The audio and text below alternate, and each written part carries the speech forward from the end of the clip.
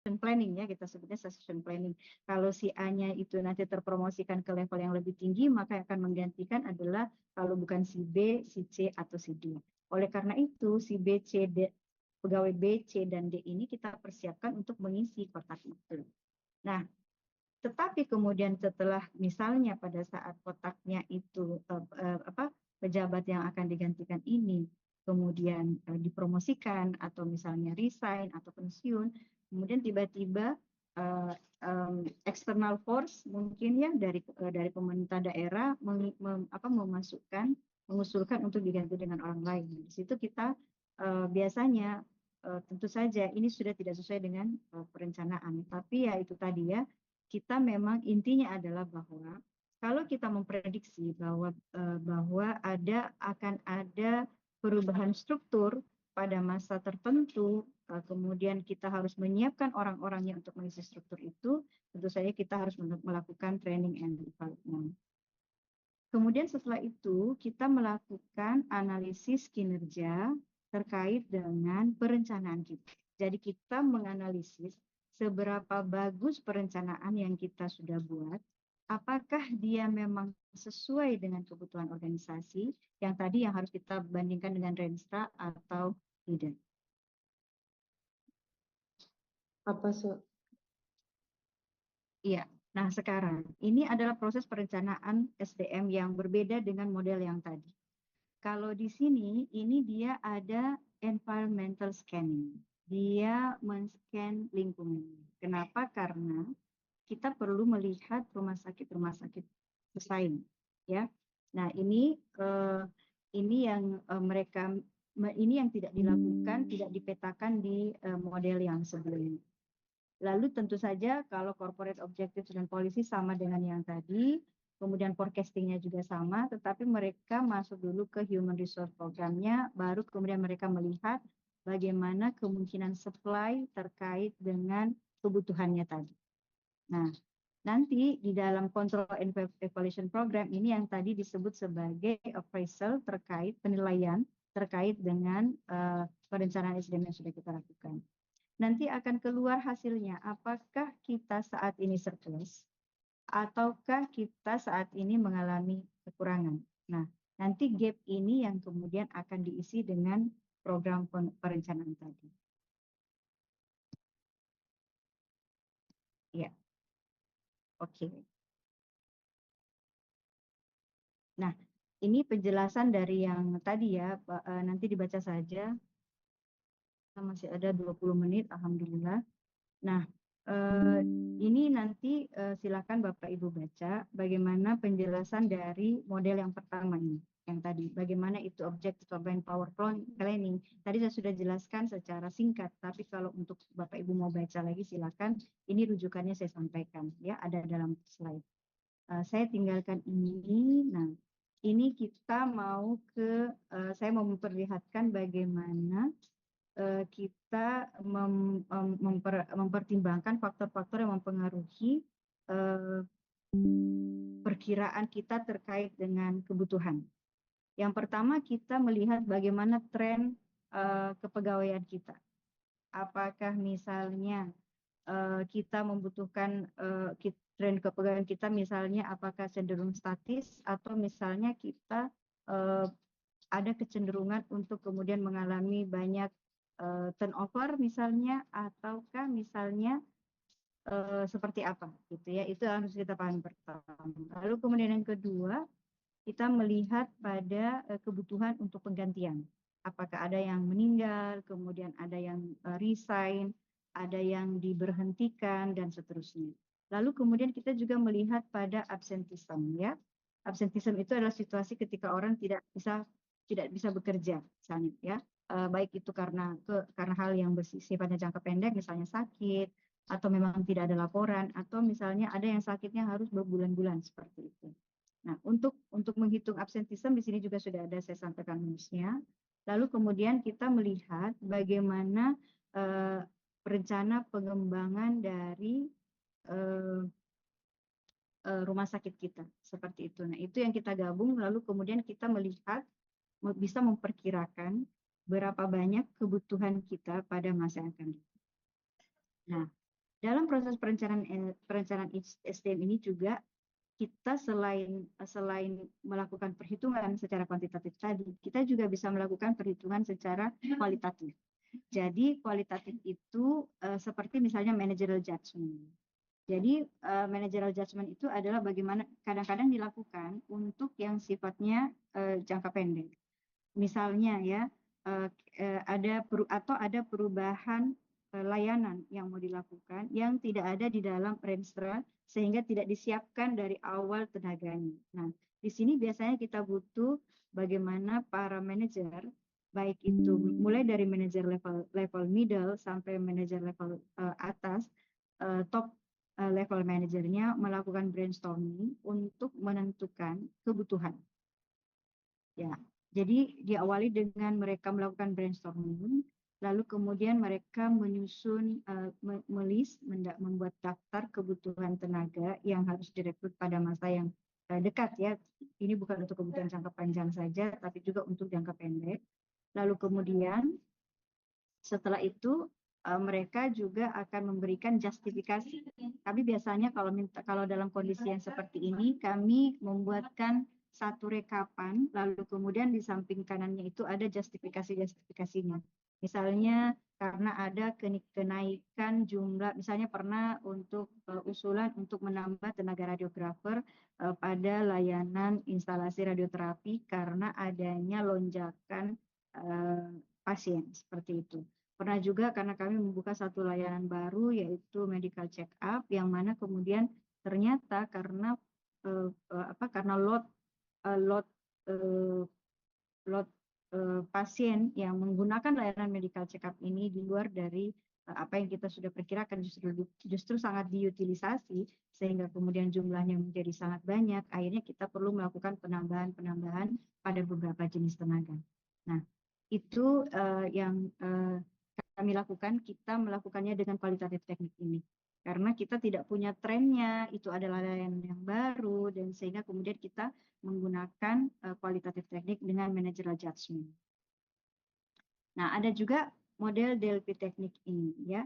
Model DLP teknik ini sebenarnya justru lebih, kalau dari segi metode, ini lebih metodologis, ya. Ini lebih metodologis, tapi juga merupakan metode yang tidak kuantitatif, bukan berdasarkan forecasting yang hitung-hitungan tadi. Nah, ini langkah-langkahnya ada di sini. Jadi kemudian para manajer itu diminta untuk menyiapkan persyaratan-persyaratannya apa. Jadi kami juga pernah memakai ini. Jadi setiap unit diminta untuk menyampaikan usulannya dan kualifikasi dari tenaga yang dibutuhkan, ya. Kemudian setelah itu mereka mensubmitnya, lalu kemudian kami yang di SDM yang mengkompilasi dan menganalisis bagaimana tingkat kebutuhannya dan seterusnya. Nah, seperti itu. Cuma memang kalau DLP teknik ini karena dia sangat metodologis, dia bertahap dan dari bawah itu memang lebih lama. Di sini disebutkan time consuming dan difficult in administration, agak sulit karena ya dia juga mengambil bulk kerja yang cukup besar di bidang kami, di bidang SDM, ya. Nah, kemudian untuk kuantitatif tadi kita melihat tadi trend analisis, saya kira itu tadi sudah kita kaji untuk forecast demand-nya. Kemudian kita pakai workforce study teknik. Nah, kalau workforce study teknik ini tidak mungkin kalau di kita tidak terlalu ini ya, karena ada jenis-jenis pekerjaan tertentu yang produksinya itu tidak bisa kita hitung. Misalnya tidak sesederhana misalnya laboratorium. Laboratorium itu kan tidak semua spesimen itu memiliki waktu pengerjaan yang sama. Sehingga memang kita itu berbeda ya, berbeda ininya. Oke. Nah, sekarang ya, bagaimana kita memprediksi ketersediaan tenaga kerja di pasar tenaga kerja.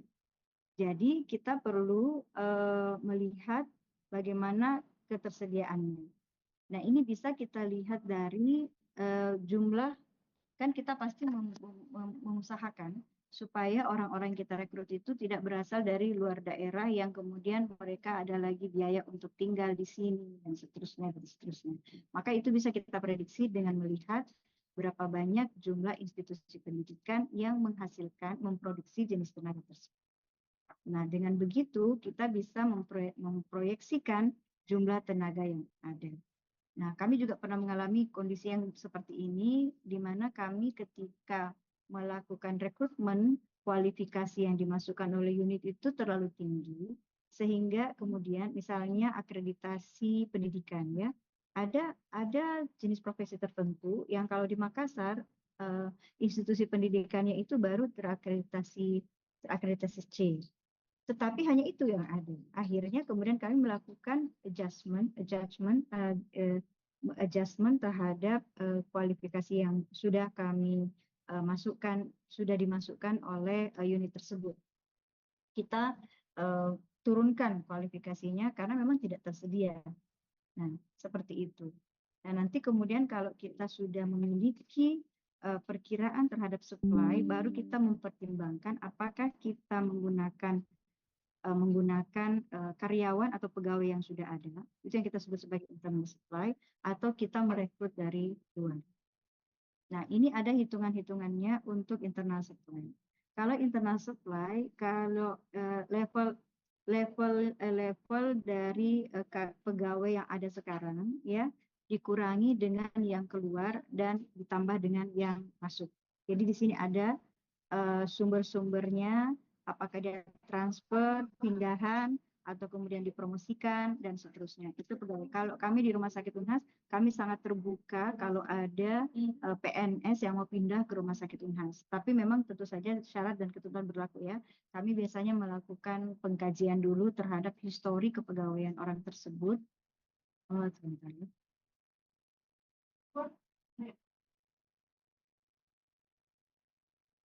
Ya, histori dari orang tersebut untuk kemudian apakah kami mempertimbangkan untuk menerima atau tidak. Lalu kemudian mereka akan mengikuti proses rekrutmen mulai dari wawancara, kemudian ada beberapa tes juga karena mereka juga dites psikotes. Nanti setelah itu semua selesai baru kami proses untuk pemindahannya. Nah, seperti itu. Jadi level di sini adalah level tingkatan kompetensi dan kualifikasi tenaga kita yang ada sekarang ya, yang kita miliki di organisasi kita sekarang. Nah, kemudian kita juga melihat berapa banyak yang resign, kemudian berapa banyak yang kemudian berhenti, berapa banyak yang kemudian didemosi, berapa banyak yang pensiun dan seterusnya. Kita membandingkan yang inflow dengan yang outflow. Nanti setelah itu baru kita melihat kalau memang yang inflow itu masih lebih besar, maka kemudian kita membutuhkan bisa menggunakan internal supply seperti itu ya.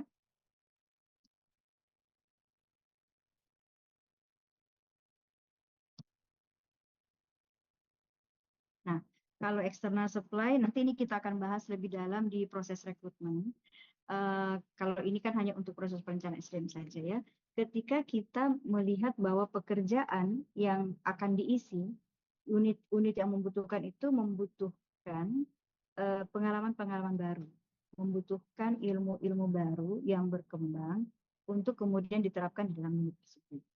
Nah, itu biasanya kita akan lebih memilih untuk merekrut dari orang luar, gitu ya. Lalu kemudian kebutuhan organisasi untuk menggantikan karyawan yang hilang. Jadi kalau ada pegawai yang misalnya tingkat scarcity-nya, kita bicara scarcity itu tingkat kelangkaan. Jadi kalau tingkat kelangkaan ada tenaga kita yang resign atau yang pensiun atau yang meninggal, yang tingkat kelangkaan ketersediaan tenaga ini kurang, maka tentu saja kita tidak memiliki penggantinya di dalam, tidak ada yang bisa menggantikan dari dalam organisasi rumah sakit untuk yang ada sekarang, maka tentu saja kita merekrut dari ini. Nah, kalau kemudian dengan pertimbangan adanya pengembangan organisasi dan adanya pengembangan layanan yang membuat tenaga yang ada sekarang itu menjadi tidak mencukupi. Nah, itu baru kita mempertimbangkan eksternal supply. Karena sekali lagi pilihan untuk memilih dari luarkah, dari luar rumah sakit kah, atau dari dalam rumah sakit kah kita mengisi sebuah jabatan. Kan setiap orang di rumah sakit itu ada jabatannya ya. Jadi jabatan ini maksud saya jabatan bukan jabatan struktural saja, tapi jabatan fungsional pun seperti itu. Karena kalau ada orang yang mau naik pangkat fungsional kan biasanya kalau kami direktorat itu akan dilihat perencanaan kami seperti apa perencanaan SDM-nya. Apakah memang misalnya 3 yang keluar tahun depan, itu memang ada 3 lagi yang siap untuk menggantikannya di tahun depan juga. Nah, seperti itu. Kalau misalnya yang butuh naik pangkat ada 4 orang, tapi kotaknya yang tersedia untuk jabatan itu kita mengatakan kita cuma butuh 3, maka yang satunya biasanya akan dipertimbangkan. Baik, kemudian ini untuk memahami bagaimana manpower gaps-nya itu kalau supply dan demand-nya sama, gaps-nya itu nol ya. Kalau supply-nya lebih besar daripada kebutuhan kita, maka itu positif. Kalau supply-nya kurang dari kebutuhan kita, maka negatif. Tentu saja melihat dari ketersediaan tenaga yang ada. Oke. Nah, bagaimana strateginya kalau misalnya kita mengalami kekurangan tenaga? Yang pertama tentu saja paling mudah adalah untuk merekrut pegawai baru. Tapi masalahnya adalah kalau misalnya seperti kami di Unhas tidak selalu merekrut pegawai baru itu menjadi pilihan. Kenapa? Karena kita juga mengalami keterbatasan dalam hal anggaran. Saya berbeda mungkin kalau di rumah sakit Bapak Ibu ya, karena kan banyak kan merekrut PNS sehingga memang menyesuaikan dengan penerimaan PNS dan tentu saja berdasarkan, tapi kan sebelum menerima PNS ketika kita mengajukan usulan formasi dan jumlah, tentu saja kita harus melampirkan dan memastikan menunjukkan kepada saya tidak tahu kalau di daerah ya, itu harusnya ditunjukkan bahwa itu sudah sesuai dengan perencanaannya. Lalu kemudian kita bisa juga memberikan insentif untuk menunda orang yang pensiun. Jadi kalau misalnya di universitas biasanya orang-orang yang pensiun itu kita meskipun memang dari segi usia pensiun tapi masih bisa ber-NIDK untuk kemudian tetap bekerja dan mengajar, ya. Atau kita bisa mengganti bisa menggaji yang sifatnya part time, yang berdasarkan kontrak, yang kontrak base. Saya tidak tahu apakah di organisasi Bapak Ibu itu dibolehkan. Kalau kami di sini sangat dibolehkan karena justru memang pegawai yang PNS itu lebih sedikit daripada pegawai yang non PNS yang NPTT. Bahkan yang NPTT itu pegawai non PNS itu banyak jenisnya kalau di kami. Ada PKWT perjanjian kerja waktu tertentu, ada PKWTT perjanjian kerja waktu tidak tertentu kontraknya. Tentu saja itu keputusan apakah kita akan meng-hire PKWT atau meng-hire PKWTT itu sangat tergantung pada itu tadi supply dan demand-nya dan kebutuhan unitnya seperti apa, ya. Kemudian nah ini juga kita melihat apakah ada staf kita yang overtime. Kalau misalnya ada staf kita yang overtime itu kita bisa rekrutnya dari kalau misalnya kita mengalami kekurangan tenaga, ya.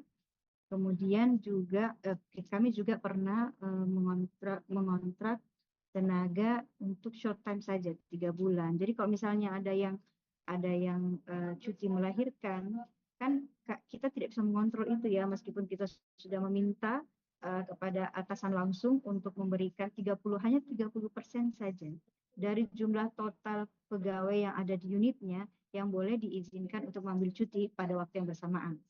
Tapi kan melahirkan tidak bisa kita kontrol, kan kita tidak bisa mengatakan jangan hamil dulu ya, kan tidak mungkin ya. Jadi akhirnya karena begitu maka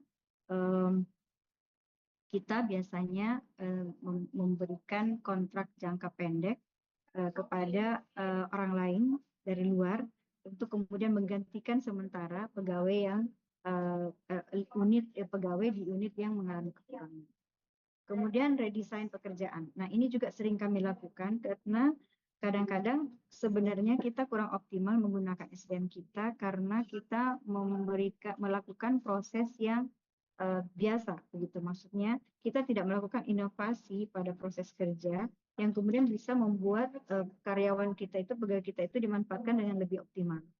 Misalnya, apakah misalnya kemarin kami melihat antara tugas kepala ruangan dengan tugas kepala instalasi. Kadang-kadang kepala instalasi itu memberikan penugasan banyak ke kepala ruangan, mengalirkan sebenarnya tugasnya dia, gitu. Sehingga kelihatan bahwa kepala ruangan itu overload. Nah, kepala ruangan ini mengalirkan lagi ke bawah. Sehingga yang di bawah itu kelihatannya kesannya beban kerjanya besar, ya. lebih besar dari yang kita perkirakan. Padahal sebenarnya beban kerja yang dia lakukan itu karena dia mendapatkan beban kerja tambahan dari atas. Nah, ini kemudian yang kalau kita mengkajinya itu kita bisa sampai pada solusi untuk meredesain pekerjaan. Nah, bagaimana kalau kita mengalami kelebihan tenaga ya setelah kita melakukan perhitungan supply, demand dan seterusnya, kita pada saat kondisi yang sekarang kita mengalami kelebihan. Maka ya seperti yang pernah juga dilakukan oleh pemerintah kita melakukan pembukuan. Jadi kita melakukan pembukuan untuk rekrutmen baru. Lalu kemudian kita tidak menggantikan pegawai yang keluar. Nah, kami juga sudah melakukan itu sekarang pada beberapa unit yang setelah kami mengkaji, ada beberapa unit yang mengusulkan penggantian karyawan untuk yang resign, karena banyak yang resign untuk semester kemarin, banyak yang resign karena diterima sebagai PNS ya. Nah, kita lihat lagi apakah misalnya dalam 3 bulan terakhir mereka masih bisa running dengan baik, kinerjanya tetap bagus, produktivitas unitnya bagus. Kalau masih bagus berarti sebenarnya mereka tidak butuh penggantian. Karena dengan jumlah yang ada sekarang, setelah kemudian staff tersebut resign, itu mereka tetap bisa jalan dengan baik, maka kita tidak melakukan penggantian. Dan itu artinya mereka selama kemarin itu berkelebihan sebenarnya ya. Kemudian mengurangi jumlah jam kerja. Nah, saya kira ini tidak cukup relevan di kita. Kalau di luar negeri memang seperti itu, karena kadang-kadang mereka dibayar berdasarkan jumlah jamnya. Jadi kita bisa mengurangi jamnya. Kalau kemarin mereka kita hire untuk 8 jam, kita mengurangi menjadi 4 jam. Nah, kalau dengan 4 jam berarti kita bayar lebih sedikit. Kenapa? Dan kemudian karena memang kita berkelebihan, jadi makanya kita kurangi jam kerjanya. Kemudian PHK, ya saya kira itu PHK adalah jalan yang cukup berat ketika kita melakukan perampingan, lalu kita mem-PHK karyawan. Saya kira itu resiko ini kecil di rumah sakit pemerintah ya. Kemudian mengurangi pekerjaan yang di-outsourcing. Jadi kalau misalnya kita punya tenaga yang berlimpah, banyak, kenapa kita harus meng-outsourcing tenaga-tenaga tertentu? Mestinya itu bisa disiapkan dari dalam, seperti itu. Kemudian kalau switch to variable pay plan, jadi misalnya yang dulunya sebagai tenaga tetap, pegawai tetap, kita jadinya pegawai lepas misalnya, sehingga mereka dibayar hanya berdasarkan kinerja saja, tidak dibayar berdasarkan gajinya bukan gaji bulanan, bukan monthly plan, tetapi dibayar berdasarkan kinerja. Nah, saya kira kita langsung saja pada hambatan dalam perencanaan SDM. Saya minta waktu 5 menit lagi ya untuk menyelesaikan materinya. Hambatan dalam perencanaan SDM itu ketika kita tujuannya tidak tepat. Jadi kalau misalnya kita tujuannya hanya bagaimana memenuhi kebutuhan unit sesuai dengan usulan, tentu saja itu yang tidak tepat ya. Karena kadang-kadang unit pun keliru di dalam menentukan jumlah kebutuhan. Makanya yang melakukan analisis, pengkajian terhadap usulan itu harus ada di bidang SDM. Kemudian yang kedua, hambatannya kalau dalam melakukan perencanaan SDM adalah sistem kompensasi yang tidak tepat. Artinya begini, kita misalnya antara sistem remunerasi atau tidak pakai sistem remunerasi. Kalau kita tidak menggunakan sistem remunerasi, maka kita ada resiko overpayment, kan? Kalau kita overpayment, maka tentu saja kita akan menganggap bahwa beban finansial karyawan kita menjadi tinggi, padahal produktivitas mereka rendah. Nah, sehingga kemudian mungkin kita akan melakukan karena sudah tinggi, kita melihatnya tinggi, maka kita kemudian untuk melakukan efisiensi, kita menghentikan rekrutmen atau mengurangi. Nah, padahal kebutuhan karyawan kita lebih besar dari itu. Atau sistem kompensasi yang sebaliknya lagi, kita tidak mampu membayar orang sesuai dengan kompetensinya, tapi kemudian kita membutuhkan tenaga itu. Kan kalau di rumah sakit ada tenaga-tenaga tertentu yang harus ada, ya. Apakah dia tinggi penggunaan apakah unitnya itu melayani banyak pasien atau tidak banyak pasien, tapi dia harus ada. Nah, dalam kondisi yang seperti itu kita harus menyediakan. Sayangnya kalau kita memiliki kemampuan untuk membayar gaji yang rendah, maka kita tentu saja juga tidak bisa bebas di dalam melakukan perencanaan.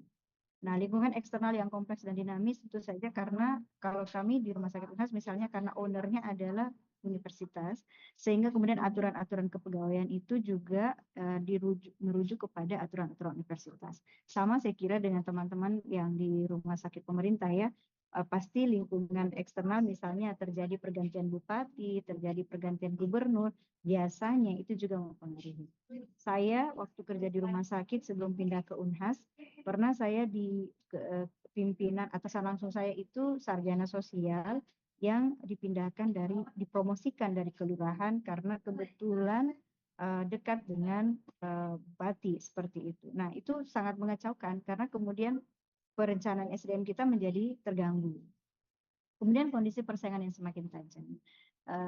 Saya kira ini lebih kepada yang swasta ya, karena kalau rumah sakit pemerintah memang ada persaingan, tetapi tidak terkait dengan jumlah dengan tenaganya, dengan pegawainya, tapi lebih terkait pada pasiennya, jumlah pasien dan seterusnya.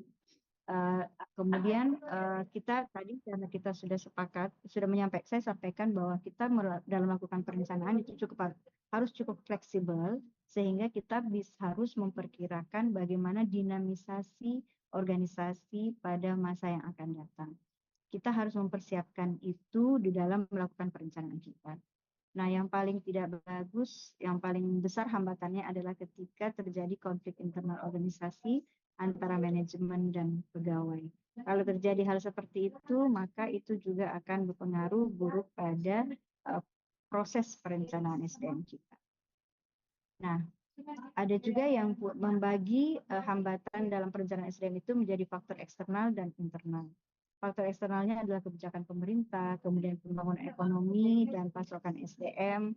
Kalau di luar negeri ini terasa sekali, karena di luar negeri misalnya di Inggris misalnya ya, jumlah tenaga kerja untuk pekerjaan-pekerjaan yang sifatnya sangat teknis itu sedikit, sehingga mereka harus mengimpor tenaga kerja dari luar. Misalnya mereka, nah di sini itu mempengaruhi perencanaan SDM di organisasi-organisasi yang berada di sana.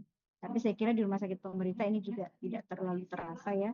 Kemudian lingkungan bisnis ya tadi saya sampaikan kalau kita bicara tentang persaingan tenaga kerja itu juga tidak terlalu terasa di rumah sakit pemerintah. Kalau di rumah sakit swasta agak terasa ya.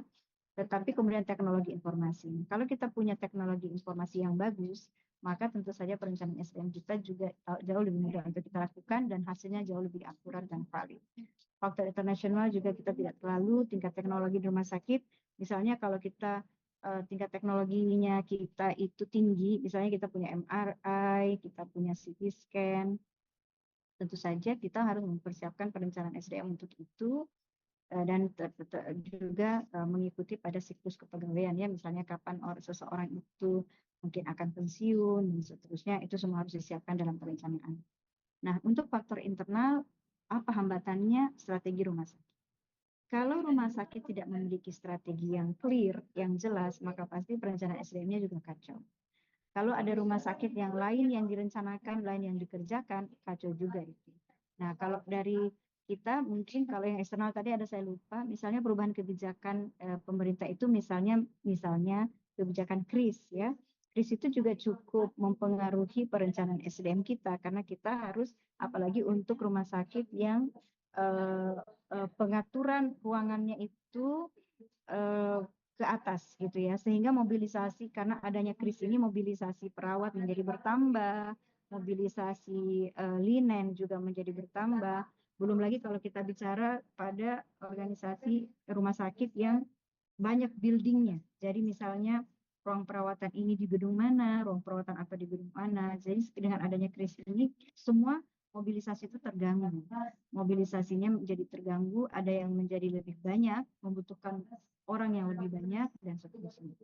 Nah, kemudian faktor internal yang lain adalah kebijakan pengelolaan SDM di rumah sakit, kemudian adanya kelompok formal dan informal. Kadang-kadang ketika kita mau melakukan perencanaan, kita berhadapan dengan isu gosip yang justru dibangun oleh kelompok-kelompok ini. Gitu.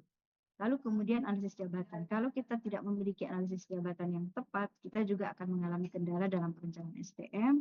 Lalu kemudian jangka waktu. Kita harus memperkirakan, memang membuat perencanaan itu, kita memang harus memastikan apakah itu perencanaan 5 tahun, atau perencanaan 10 tahun, dan seterusnya. Pasti setiap batasan waktu perencanaan, jangka waktu perencanaan ini, dinamikanya juga berbeda ya. Lalu kemudian jenis dan kualitas informasi. Itu tadi, kalau informasi data dasar yang kita punya, data kualifikasi yang kita punya, rencana strategi yang kita punya itu valid, eee, itu pasti akan lebih bagus, mendukung untuk perencanaan SDM yang lebih tepat. Kemudian kebijakan produksi dan operasional rumah sakit itu tadi, kalau misalnya rumah sakit tiba-tiba mau mengaktifkan menambah satu wing, menambah beberapa tempat tidur dan itu tidak ada dalam perencanaan awal, tentu saja kita menjadi, perencanaan SDM-nya menjadi terganggu juga seperti itu ya. Lalu kemudian serikat pekerja. Nah, serikat pekerja ini yang membuat kita kadang-kadang agak berat karena kita harus punya industrial relation yang kuat. Kalau di kami agak mudah karena kami lebih banyak yang non PNS sehingga sangat kontrak based dan kontraknya itu per 2 tahun. Jadi setiap mau berkontrak lagi kita negosiasi lagi. Nah, itu lebih mudah kalau saya sih. Kalau PNS malah karena agak susah ya, saya malah punya satu staf PNS yang kinerjanya memburuk terus, tapi ketika kami mau memberhentikan, itu kami berhadapan dengan begitu banyak aturan. Jadi akhirnya kayak dia ada dalam organisasi tapi tidak terutilisasi. Jadi itu juga hambatan-hambatan lainnya. Baik, saya kira ini nanti dibaca saja karena waktu. Ini ada syarat suksesnya perencanaan SDM, saya kira silahkan dibaca.